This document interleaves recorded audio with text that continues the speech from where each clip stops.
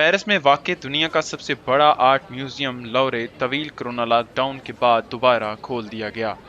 दुनिया के सबसे बड़े अजायब घर को कोरोना लॉकडाउन के दौरान सख्त नुकसान हुआ और सिर्फ टिकटों की फरोख्त से होने वाली आमदनी में $45 मिलियन से ज्यादा कमी रिकॉर्ड की गई। अजायब घर के मशहूर हिस्से जैसे मोनालिसा और इसके वसी और अरीज नवादरात का मजमुआ काबिल रसाई होंगे। ताहम ऐसी दीगर गैलरियां जहां समाजी दूरी ज्यादा मुश्किल है बंद रहेंगी।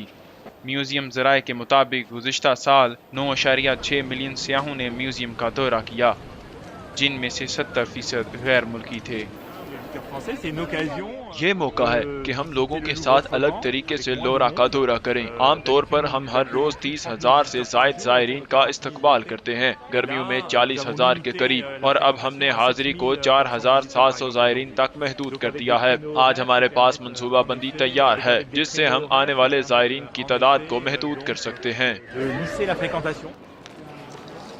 Zahid Mustafa Awan, news alert, Paris.